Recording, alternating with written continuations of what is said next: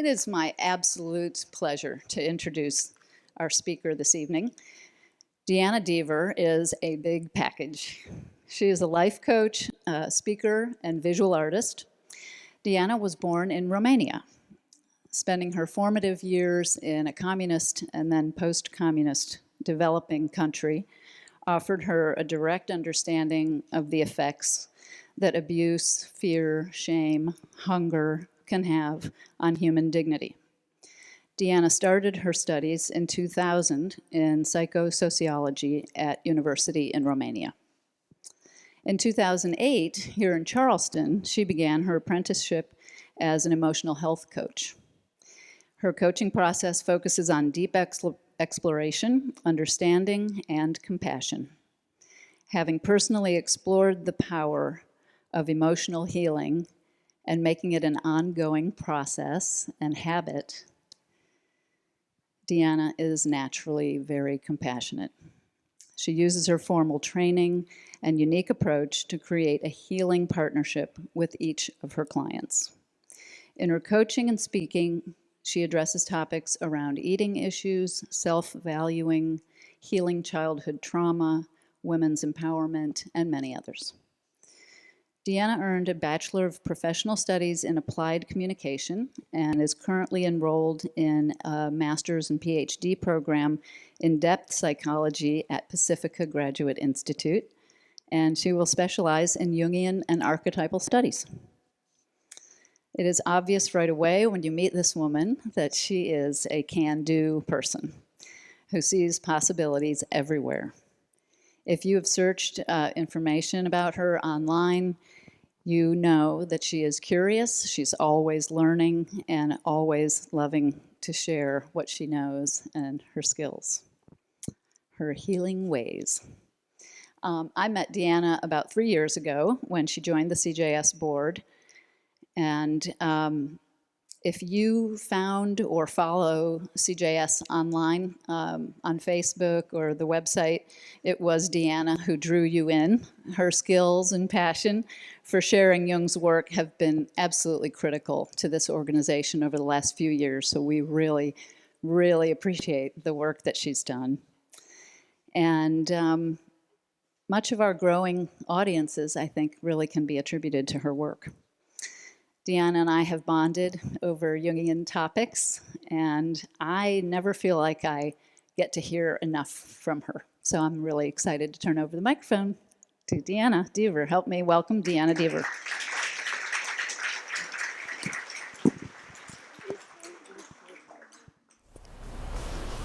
There's nothing like a good girlfriend to give you a pep talk right before an important talk. All right, let's see. So I kind of have to stay here for you to hear me. All right. Hello? Hello. This is what children do, right? Kind of stare you down and give you a big smile. I'd like to start by inviting you to take a deep breath, relax for the next hour and a half. My invitation will be to take the hat of adult off and put the hat of a child on. Children know how to sit in a chair and make it look comfortable, so don't hesitate to change your position. Stretch your legs, slump your shoulders. The teacher's not here today, so everybody's free to have fun and to relax. Let's see. I will prompt you today to, we'll do some exercises, but mainly I will invite you to tap into your playfulness and your mindfulness. I may ask you to get curious, to take a guess. We'll do a drawing exercise. We'll play, smile at each other, and most importantly, connect, if it feels comfortable for you, with the childlike part of you. So yeah, let's see if we can put our childhoodie on. All right, good. Now you're fully here. So my first question would be, what brought you in? Right, the title is A Return to Joy. So a part of you, something inside of you wants to return to joy. Perhaps something in you is calling you to experience more aliveness, more playfulness, maybe humor, maybe lightheartedness. There's no wrong answer, but I think it's fun to be aware of exactly what you came here to find today. In our media, commercials, advertising, entertainment, we as humans are teaching each other that aging is not cool, right? Wrinkles are not cool, old people are not cool. Aging is perhaps one of the most unwelcomed side effects of being alive, right? None of us are immune to it. We all experience it and observe how it changes our bodies, how it can change our minds. Sometimes it changes the way we dream about the future. And with all this aging talk, there's also a part of us that I think we can tap into and become aware of any time that doesn't age, that remains somehow untouched by the passing of time, that is perpetually young. And Carl Jung called this part of us an archetype, the archetype of the child. And he believed that we all have it as human beings. It belongs to the collective unconscious. So today, I'd like to define some of the elements of the inner child. I'm trying to get a grasp of what is the inner child. When I first heard this topic, I was like, oh, there's some little kid inside of me? That's weird, okay. Address the symptoms and challenges of being disconnected or feeling disconnected from this young part of us. I'd like to discuss the purpose and the benefits of reintegrating this part of us through self-parenting. And we'll also, after the break, we'll have some fun with some tools, practical tools. This is what I do with my clients. I love to give you something you can take home and play with when you're not surrounded by a bunch of strangers. So as we move through these 5 phases of the lecture, I will offer some experiential prompts. This is something that you can actively be engaged in, or if it feels intimidating, you can pass. No one's going to pry anything out of you.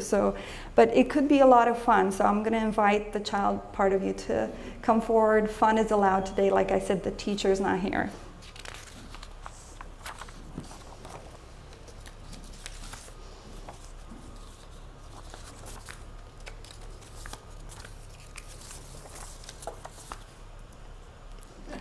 So what is the inner child?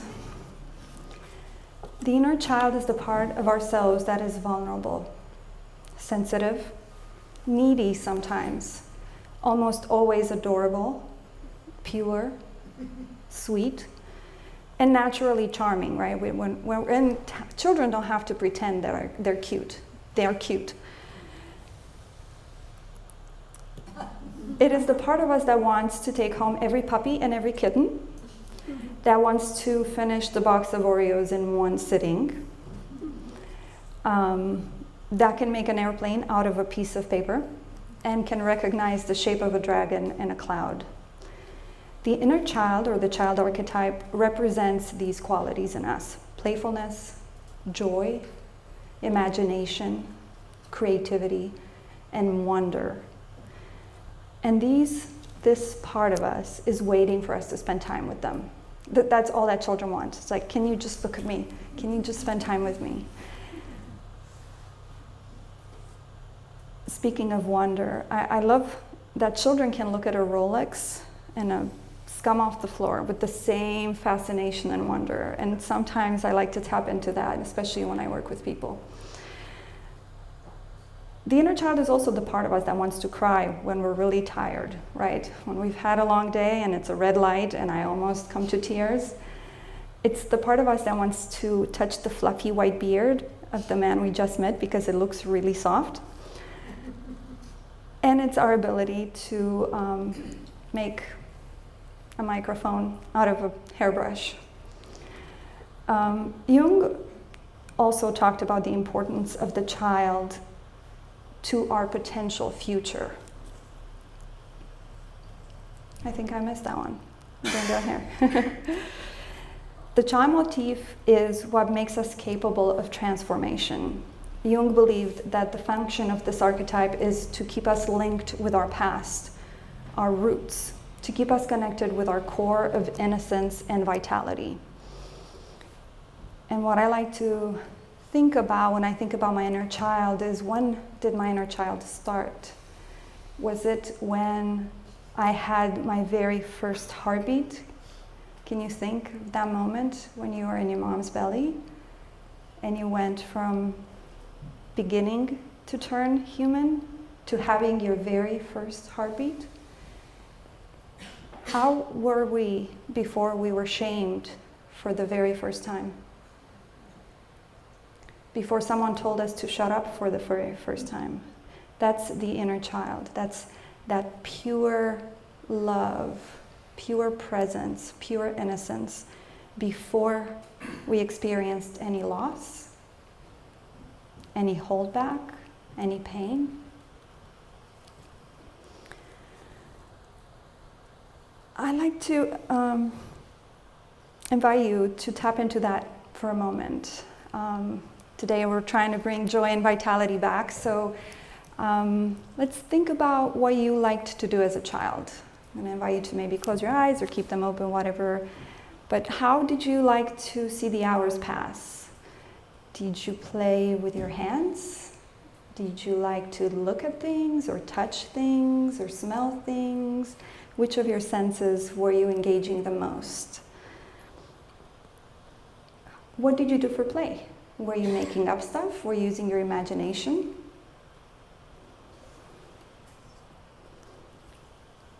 What made you happy? Was it someone looking at you and interacting with you? Were you building a castle? How much of that are you doing today? How much of that are you bringing into your life today? That's my first question of the day. Some of you may have a really easy time connecting with these memories. And as you think about them, you may feel your lips curl up. Others may have a hard time accessing these memories. But I think we all can, I hope we all can better understand and the part of us that represents the inner child and how it shows up in us at this time, and where there might be some areas where we can make more room for them.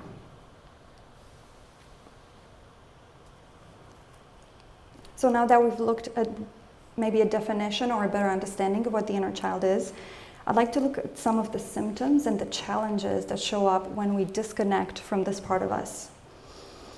Before I do that, we're going to do the first experiential, which is to get more connected with your inner child. And for that purpose, I have brought a basket of toys. So we're going to pass it around, grab the first one that attracts to you, and do the thing I did when I came up. Just look at the person next to you and give them a smile.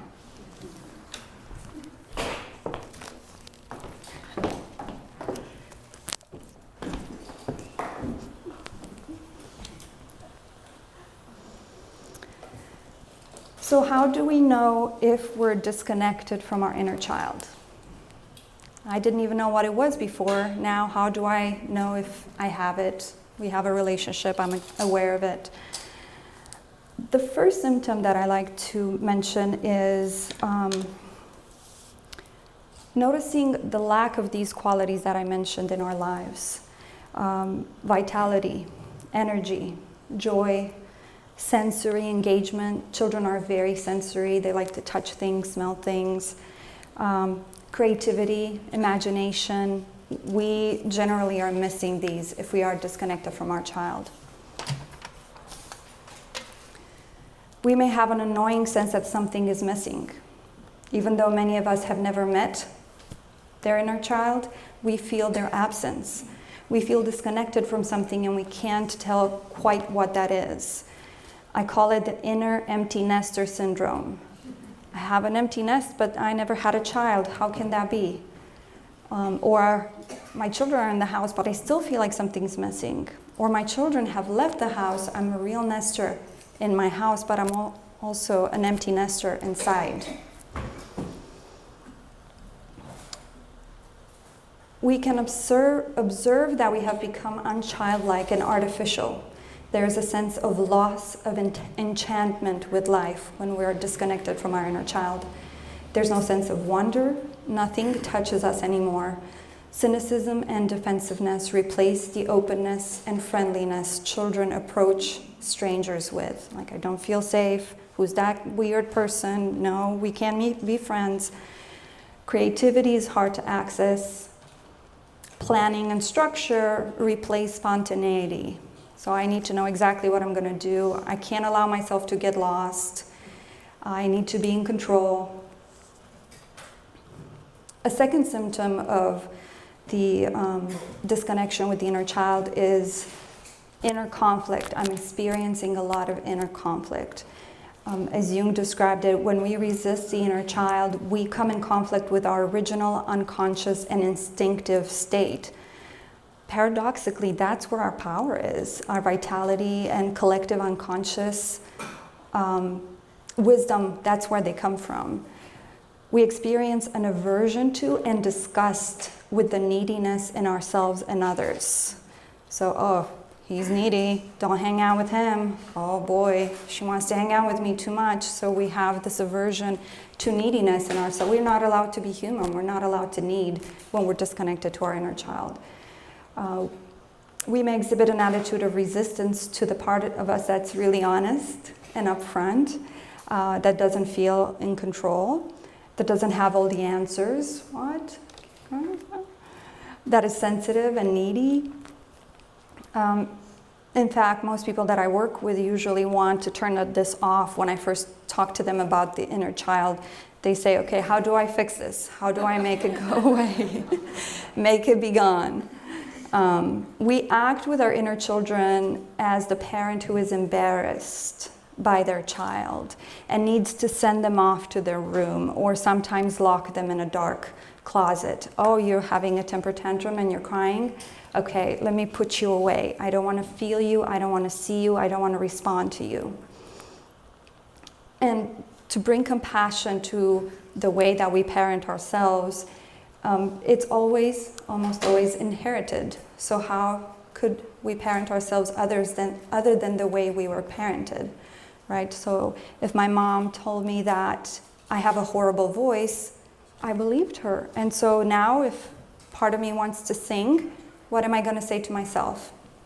Maybe I shouldn't because I have a horrible voice.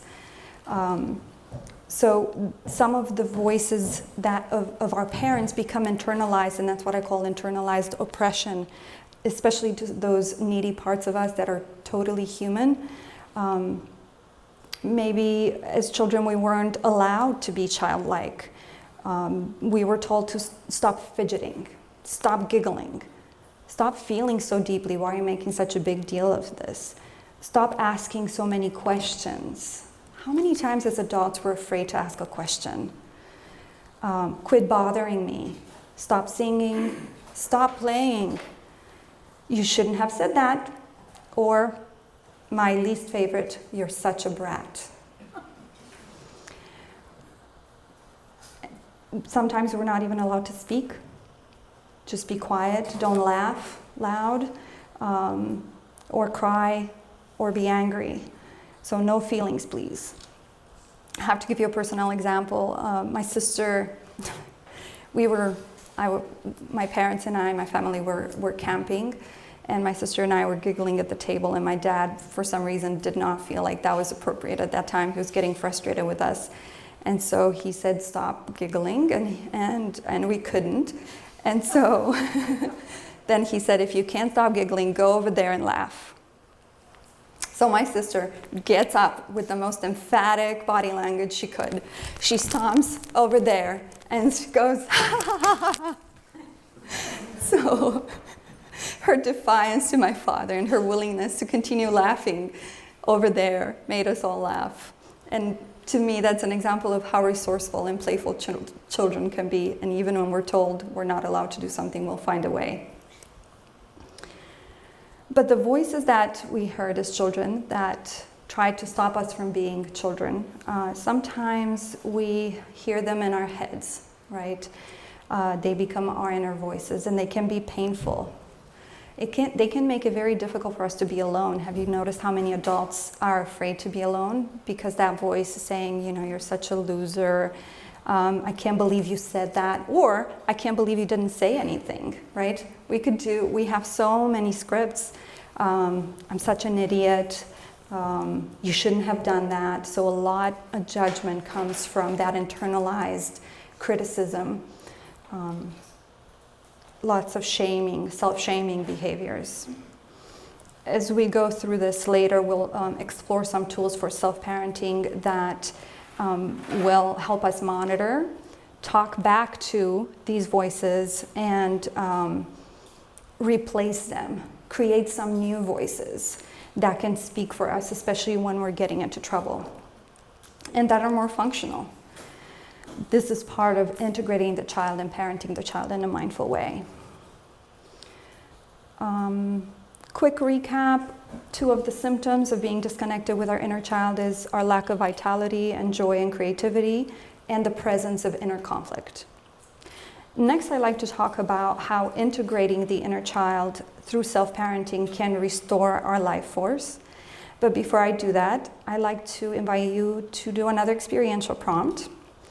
One of the delights of childhood is imagination. So who here had an imaginary friend as a child?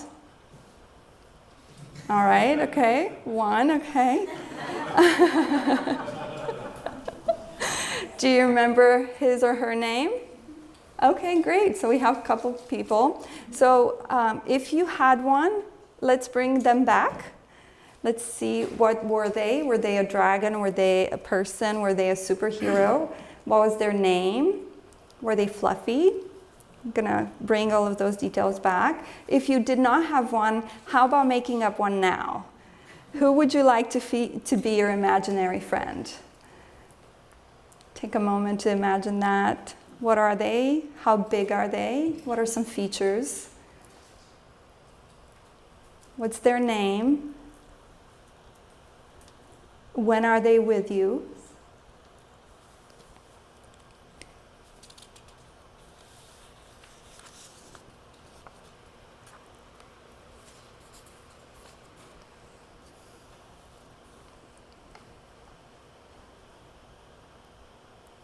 I love to see some of the smiles that are happening as you're seeing the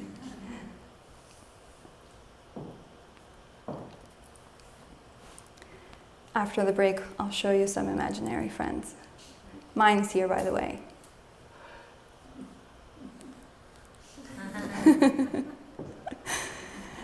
All right, coming back to how reestablishing and nurturing our connection to the inner child can help us. Let's see if we can get the screen back. Jung teaches us that integrating the inner child is crucial to becoming a more complete person. So this is why we want to do it, is part of the individuation process.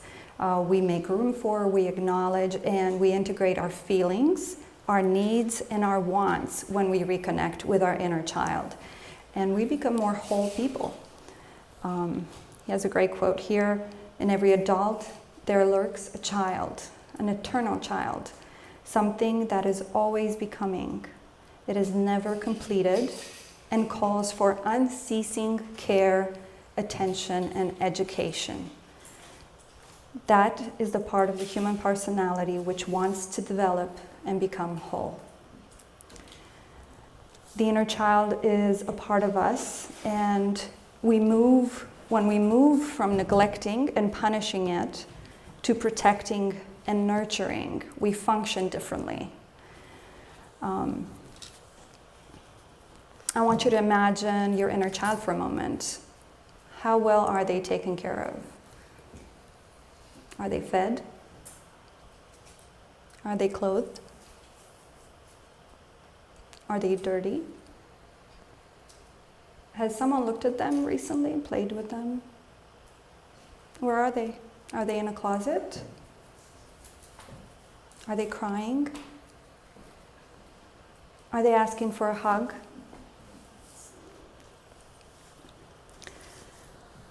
Let's talk for a moment about the benefits and effects and the potential changes and challenges of beginning self-parenting this child. Imagine a starving, hurting child. And then imagine them being loved and taken care of. How differently do they look?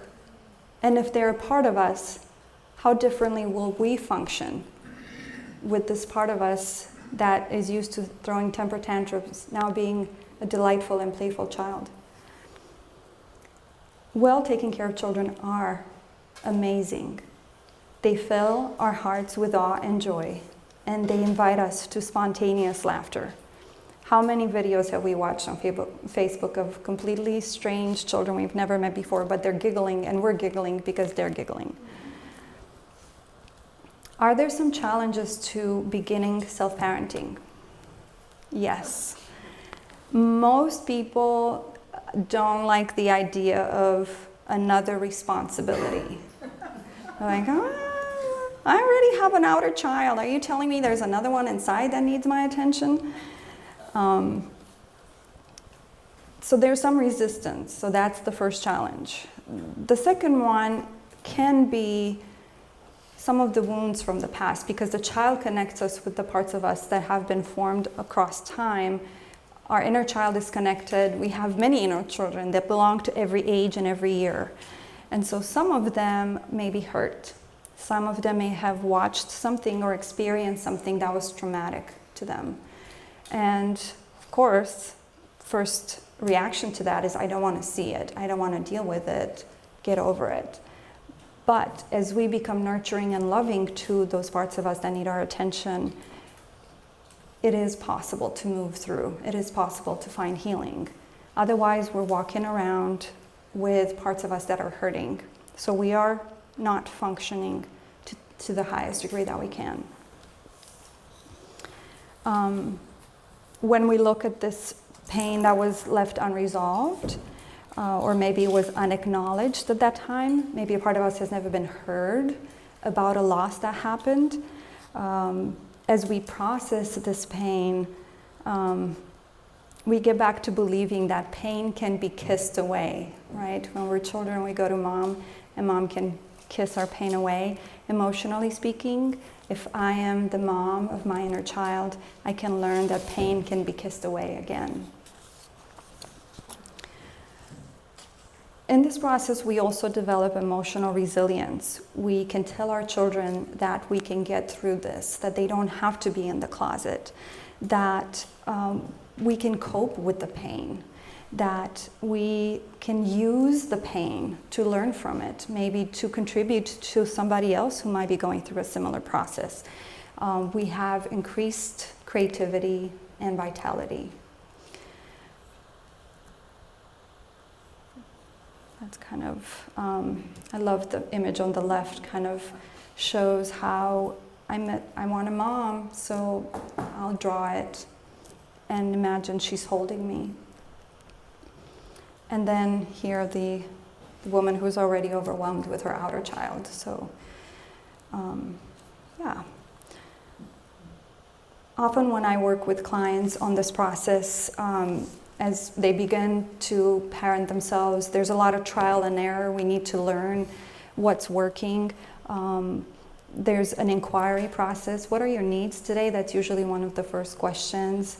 Conversation begins.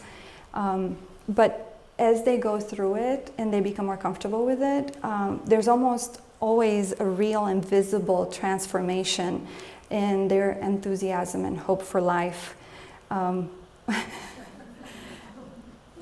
Most people who begin to integrate their inner child actually begin to look more adorable. They are more playful, and life gets a little bit easier. Their innocence is reborn, and they admit to having outpours of creativity. I've had this before. I painted 5 paintings in one night since we did this, since I embraced my inner child. Or I finished my book, because now we are tapping into the world of fantasy, of imagination, of playfulness. It becomes easier to turn work assignments into games, and playfulness and concentration bring a completely different energy to things that we used to dread. We also have an increased ability to be more present with our loved ones, including our outer children. And this is what I love about this photo, is that the parents look almost as silly as the child. And so that's 3 children playing. Adults who embrace their inner child also report longer moments of feeling and flow, and they admit to having a more vivid connection with a higher source. It's more comfortable. I'm more trusting now. As their relationship with their inner child becomes more secure, their outer attachments also seem to gain in stability and enjoyment. So, as my inner child feels more loved and safe, I don't have to be as needy and rely so much on others. So my friendships are healthier, my intimate relationships are healthier, I am more comfortable being myself, even if that means being silly. Right, so we'll do a quick recap and then we're probably going to go into a break. We looked at the definition of the inner child, the symptoms of what it feels like to be disconnected from the inner child, and the purpose and the benefits of the integration. Before we break, I'd like to do another exercise, and we have pen and paper. And what I like to invite you to do is to draw a picture or a symbol of the inner child, of your inner child. After the break, we're gonna use this exercise and whatever you draw to learn a little bit about you. You don't have to show anybody if you don't want to. This is gonna be an exercise you can do on your own. I wanna invite you to take the adult cap off, remember, and just have fun drawing. It doesn't have to be perfect. It can be a stick figure. But yeah, I'm excited about learning something about you, and we'll pass along the paper and the pens. Thank you for coming back. I see that some of you have brought their inner children this time too. I saw some of them showing drawings and playing with toys. So hope that feels good to you. Curious how it does feel. The second part is going to be tools. It's my favorite part, so we'll be interacting a lot, and I invite you to ask any questions you like to about this process. When I begin work with somebody who wants to integrate their inner child, the first step is to begin having a conversation. It can be, hello inner child. Hello, I'm willing to see you. I'm willing to hear you. And then usually that's a question that follows. As I was working with my inner child, I noticed that there was a lot of emotional sensitivity coming up for me. So I would cry a lot all of a sudden as I started beginning this work. And so I started being concerned. What's wrong with me? Why am I crying? Right? That's the attitude that we have sometimes towards those parts of us that are more vulnerable. And I was in yoga, in savasana, yoga, you do the thing and then you lay down and you have your eyes closed and it's nice Zen music. And again, just tears started flowing down. I didn't know what was happening, so I thought this was my inner child, because little girl who was mopey or tired. I call her sleepy weepy. So I asked a question. I asked, what do you need? And I was blown away by the answers. The answer was, I need parents. And then the second was, I needed to be okay to cry. So I got goosebumps. And I was like, okay, I can do that. So parents, how do we get parents for our inner children? So I have the PPP exercise, Perfect Parent Profile. And the way the Perfect Parent Profile works is I invite people to become aware of how they're parenting right now. So when you are having a childlike moment, how are you reacting to yourself in that moment? Are you frustrated? Are you ashamed of yourself? Are you trying to hide from other people? Or are you compassionate? Are you going into self-care mode right away? Are you able to communicate with others? Hey, I'm having a moment right now. It's going to take me 2 seconds. Give me a chance to connect with my inner child. So one is acknowledging how you are parenting your inner child right now. 2 is thinking about how you were parented. So we're going to observe what worked, right? There are parts of the way we were parented that our parents, that we absolutely love. It really worked. It helped us develop. We felt loved. We felt connected with. So my dad, for instance, he would come home from work, and the days he would bring candy, I felt like he had thought about us. And so he would bring like a little piece of candy, and I would be like, oh, he thought about us, we're important, me and my sister. So that was one way that he let me know that he cared about me. So that providing aspect felt amazing to me. Or my mom, whenever she would make us dessert, she's a great baker. So now dessert is always a way of nurturing myself. So what I'd like to invite you to do as you consider creating your PPP is, what was your mom or your dad? We do a PPP for mom and a PPP for dad. So go mom. I'm going to split the page in 2. I'm going to do mom. What worked about mom? Well, the way she held me when I was crying, or the way she let me finish before responding, the way she tucked me in at night. So we're going to keep little elements like that worked. And then when we think about mom, or whoever was our caregiver, the feminine, what was done that didn't work? Maybe I was punished every time I spilled the milk. Maybe I wasn't allowed to jump in bed. Or whatever was painful or traumatic for you, or, mom never had time to spend time with me because she always worked so much. We're going to use that and create the opposite. Okay, so what was painful for me is not having any quality time with the feminine in my life, the dominant feminine relationship. So what I need is quality time. So we're going to fill in the gaps, because no parent is perfect. Every parent does their best. At least that's what I like to believe. But they're human. And so now we can learn from our parents' mistakes and fill in the gaps. And this is what this quote says: you don't have to parent yourself the way your parents did. If you got punished, you don't have to punish yourself again. We do that a lot. I work a lot with clients on shame and punishment when it comes to mistakes. Some people even ask, please punish me so that I can feel better. So we can redesign this relationship. We can decide how we want to relate to the parts of us that are vulnerable and sensitive.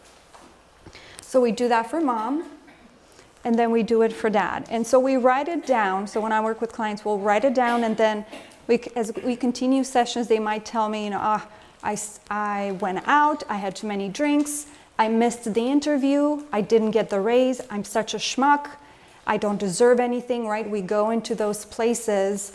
And so I pull up the PPP and I say, well, according to your desires, what you created, when you make a mistake, you wish to be embraced. You wish to be encouraged. You wish to be reminded that this is a learning opportunity. And so I hold them up to their promise to their child. This is how I'm going to take care of myself when I'm vulnerable, when I'm down, when I'm crying, when I'm mopey. And so it's a practice. We're not going to be perfect. We might go to the voices in the head first. Part of this process, what almost every child needs, is safety and affirmation. And so the protection part against the voices that tell us we're schmucks because we're human is very important. We need an advocate. John Bradshaw called this championing your inner child. So you become a protector and a provider for your inner child. So when the voice of dad who says you're never going to amount to anything, or a mom who said no one's going to marry you because you don't know how to cook. When that voice says, oh, well, he didn't call back because he didn't like your food, right? You get to talk back. You get to say, no, this is not helpful. This is one of the things that I say back to the voices that torture me. This is not helpful. What I need is you to remind me that I'm lovable because I exist. Just because I was born, for that reason, I am lovable. So there's scripts that we can create based on your particular wounds. And I encourage you to think about some of the voices and some of the messages that are most painful to you, and create scripts that can replace. This is replacing the voice in the head. If the voice in the head is an oppressor, a dictator, we can make the voice in the head to be a loving mother, a loving grandmother. So what if I'm at work and I'm stressed out and I can't tap into my inner mother? Sometimes I'll call into the inner grandmother. So for me, that's a part of me that I've also nurtured and connected with. Her name is Grace. So I name these parts, by the way. And so when the mom is overwhelmed, I'm like, Grace, I need you to kick in and take my crying inner child and babysit her for 2 hours. And I always tell my inner child when I have to postpone care, when I have to postpone taking care of her, I say, I will be back. I will be back this evening, and I promise for 45 minutes it's going to be just you and me. And so it's quality time with a part of me that is tired that day, that maybe was told something she didn't like to hear. So it becomes this relationship, the more you practice it, the more complex and resourceful it becomes. And there are moments when maybe the human part of me cannot come up with any grace or any parent that can access, the kindness and the compassion that I need in that moment. So then I go to the ultimate parent, which is my higher source. So we have a lot of resources. And in that moment, as Jungians, we believe in the collective unconscious. So I request for all the love and all the compassion in the world to open a small portal to me in that moment, so that I can be loving and compassionate to me in that moment, even though I'm tired and I can't find the right thing to say to my inner child. May all the grandmothers in the world give me a hint on how I can love myself in this moment, so that I'm not the oppressive voice of my dad or my mom. Any questions on the PPP? Okay. Anybody want to share something? Maybe one feature? Let's do mom really quick. One feature that is important to you to have on a feminine side nurturing.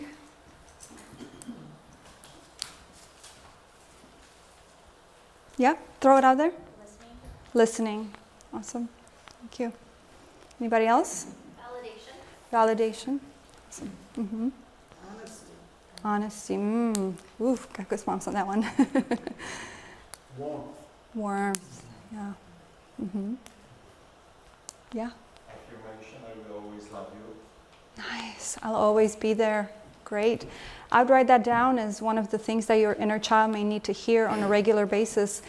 At first, our inner children who maybe we have neglected our whole lives may not believe that you will champion them forever. They may fear that they will be abandoned again. So that might be one of the scripts that empower you to say, there is nothing you can do that will make me leave you. Yes? No criticism, no judgment, and absolute unconditional love. I like that.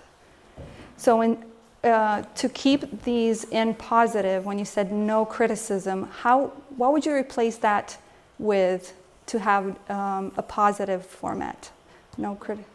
Instead of criticism, how would you like to be received? Well, unconditional love gets it from you. Gotcha. So it includes those two. And I heard acceptance here too. So for you, the opposite of criticism is acceptance. That's for me too. Yeah. How do you turn this around when you have a mother that wants to be? I'm trying to think where to go next.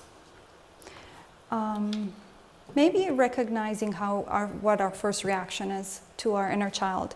So we know when we encounter something that we're scared of, there are the 4 F's, right? Freeze, fear, fight, flight, and facade. So that's the 4 ways that we can react to each other. How do you react to your inner child when you're having an emotional reaction that is maybe out of proportion with what's happening? You know, that's maybe an inner child having a temper tantrum. Do you fight? Do you become louder? Do you freeze? Do you facade? Oh, I'm good. All good. So I recently had this experience. I was in a car with a friend and I got a text message that was really upsetting. And something triggered in me and I started crying, and my friend was still in the beginning stages of friendship and she's looking at me and I'm crying, and I looked at her and I realized that this is looking strange to her. I'm usually okay with emotions. I'm an emotional health coach. If I wasn't, that would be strange. So I said, hey, I just got a text. This is scary to me, letting you know I'm going to be okay. I just need 2 seconds to breathe through this. And she just sat there and gave me the space, and then I was okay. But that was one way I showed up for my inner child and didn't have to throw her in the closet. I didn't have to facade that she's not there. I could be honest with the person in front of me and tell them what's going on. And she told me later that she learned a lot about how to react to herself when she may have a moment like that. Now, what do we do when somebody comes to us with their inner child? Right? So inner children are scary, especially if we have not gained the security in our relationship with our inner child. And so all of a sudden I'm with my friend or with my boyfriend or with my wife, and they show up in the child, and maybe they're having a temper tantrum, and the things that are saying are not adult-like. So what do we do with that? And I like to imagine a child coming to me. Am I going to shame the child? Where's your mother? Why didn't you come here? You know, why are you here by yourself? Don't react like that, right? Again, compassion can be the first reaction. It takes some practice with ours. And calling for the parent. We can look at the person across from us, realize that they're in the child, and call for the parent to come forth. And remind them that they do have this powerful, balanced, centered part in them. And we call for them to come out. And that's the finessing part, is depending on the person, depending on the relationship, depending on the topic. If like sitting with an adult who has a child who's throwing a temper tantrum, right? If you as my friend come to me with a 3-year-old that's throwing themselves on the floor, there's nothing I can do, because there's nothing you can do. We're just going to sit there and the child is going to go through their experience, right? So sometimes it's like, hey, how you doing?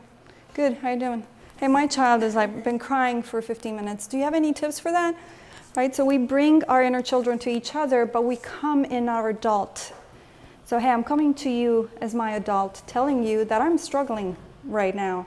Do you have any tips? Because you have kids too, right? So this is what mothers do. It's like we go to each other and we exchange tips. And so that's the best way to show up when your inner child is triggered. And if you're with someone who's already struggling, they're doing their best, as the mother in the airplane, right? With the 3-year-old that's crying. They're doing already their best to quiet down that child.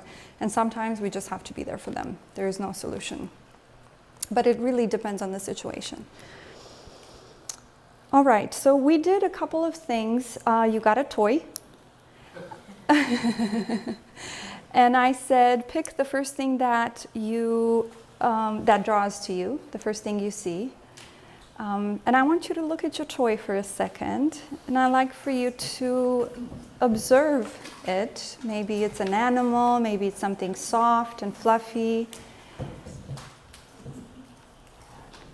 And I'm curious if there's something about your inner child that you can learn based on your selection.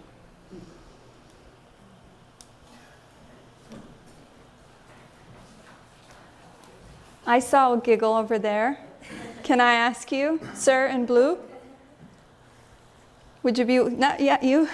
I saw you giggle. Hi. No, you're a friend. Yeah.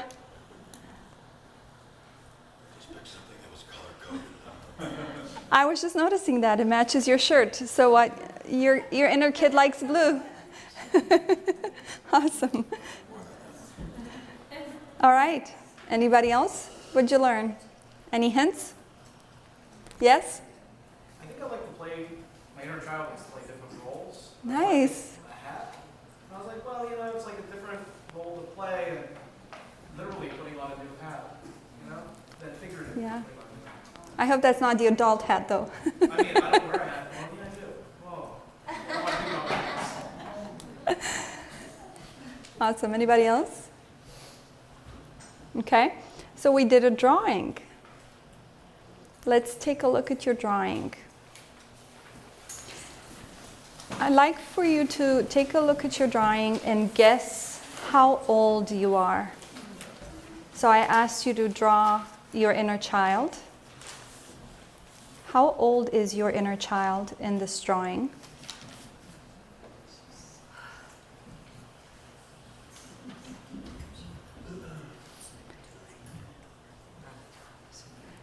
I'm going to invite you to get curious as to why he or she came up.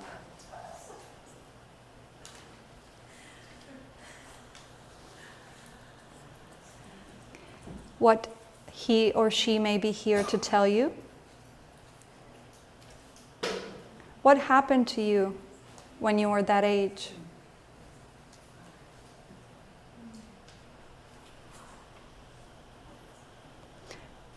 What were you needing when you were that age? Yes. Yes. So our intuition is one of the most powerful gifts we have, especially in the feminine body. And guessing is one of the aspects of the inner child. We can be playful, right? We don't have to know. We don't have to have certainty. So take a guess.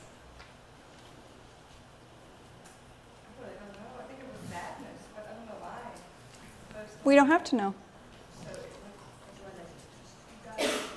Let's say it's sadness. Oh. Are you able to make space for that sadness at this time in your life? Yeah? Cool. Well, one of the questions I like to offer you to sit with as you experience your sadness is, what are you here to teach me? Hi, sadness. Welcome. Have a seat. What are you here to show me about myself and my life right now? What are you here to teach me? Yeah, but that's the past life, so there is no sadness now. But the inner child is sad. So it keeps coming up. When I meditate, this is right in my life. I don't know what do you want. So I don't know. What do you want? I like that question. But I'm not sad. I thought I do. But she keeps appearing. And yet here, you're not sad, and yet you are. Or the part of you is. A simple question that works is, tell me more. Oh, the inner child shows up, they're sad, tell me more. Just let them see what they have to offer you. They get chatty after a little bit. Okay. So observing your drawing, you're kind of tapping into the age that's coming up, what was happening in your life at that time, what might be some emotional needs that inner child part of you had at that time, and how it's not a coincidence, right? It's a synchronicity that it came up today. So what about that time in your life is reflecting what's happening in your life now? What is being asked of you? Again, curiosity and openness. As we prepare to close, I am going to show you a few more slides When we pay attention to our inner children, they become incredibly delightful. They fill our life with love and creativity. They are not afraid to love themselves. They are not afraid to recognize something beautiful about them. They're not afraid to write themselves a Valentine's Day card. My inner child sometimes makes me go to Harris Teeter and give her a cake. And then she'll write, "Great job, Deanna, I love you," on it. And I let her. Sometimes she asks me to buy flowers for myself. And I do. And it feels really loving. Because if my best friend would buy me flowers, why can't it be just as meaningful if I am? So they'll teach us how to take care of ourselves. They'll teach us what's meaningful to us, what delights us. They will teach us how to eat ice cream and enjoy every single bite. Lastly, this is Bear, the kid, and this is the Black Panther. And the Black Panther is Bear's imaginary friend. Bear is a real kid, and so is Black Panther, of course. But I don't know if you know Robert Lang Gallery. Bear is Robert Lang's child, and I'm sharing this with his permission. I want to read a little bit about it.